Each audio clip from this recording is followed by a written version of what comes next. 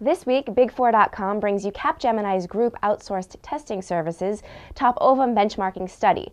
PricewaterhouseCoopers' global gaming revenues skyrocket by 2015. Ernst & Young's fundamentals will overcome uncertainty to generate deals in 2012. KPMG's Australians consider trustworthiness of mobile technology. Deloitte's recognized for broad approach to business continuity management.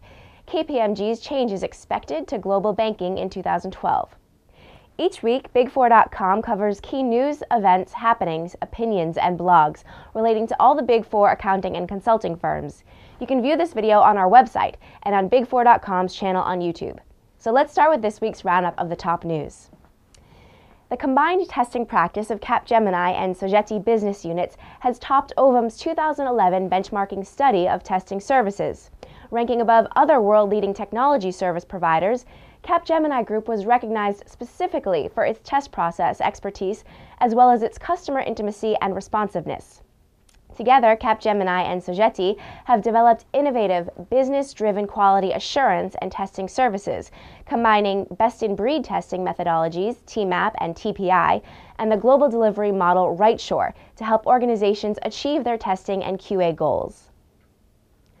According to PricewaterhouseCoopers projections, the global casino gaming revenue across the United States, Europe, Middle East and Africa, Asia Pacific, Latin America, and Canada will grow at 9.2% compound annual rate during the next 5 years, rising from $117.6 billion in 2010 to $182.8 billion in 2015.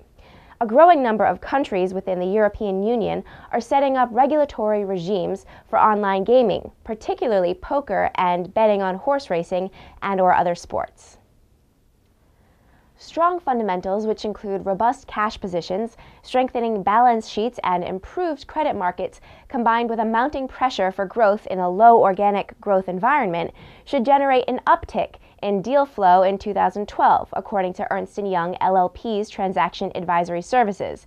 According to an Ernst & Young survey, 55% of U.S. companies expect asset prices to remain at current levels over the next 6 months, and 36% of U.S. companies say they will pull the trigger on an acquisition in the next year. And here are the latest jobs from the Big Four job board. See the site for more details.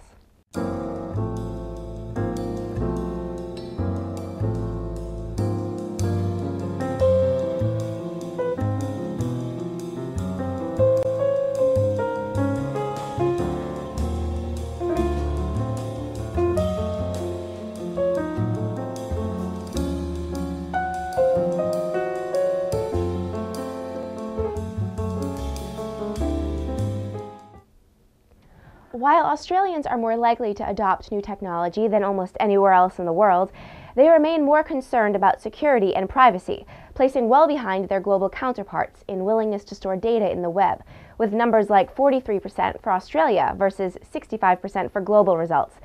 This indicates that perhaps there was a lack of understanding about how much personal data is already stored using cloud computing. The number of people concerned about these issues has increased from 75% to 90%, according to the results from KPMG International's 5th Annual Consumers and Convergence Survey. Forrester Research Incorporated, an independent technology and market research company, has recognized Deloitte member firms for their holistic approach to business continuity management. The report Market Overview, Global Business Continuity Consultancies, Q3 2011, notes Deloitte's strong testing, certification, and staff expertise, as well as acknowledging the firm's capabilities in program reporting, dashboarding, and metrics as differentiators in the marketplace. The Forrester profile highlights Deloitte's broad enterprise resiliency methodology, highlighting key examples of frameworks, such as Total Asset Protection and BEF3, included in Deloitte's business continuity management capability. Liquidity and capital will be the key challenges facing banks in 2012, according to Giles Williams, head of KPMG's Financial Services Regulatory Center of Excellence, as part of a series from the KPMG Regulatory Center of Excellence on evolving regulation in the global financial services sector. KPMG's Evolving Banking Regulation report contrasts regulatory developments in Europe, the U.S., and the Asia-Pacific region.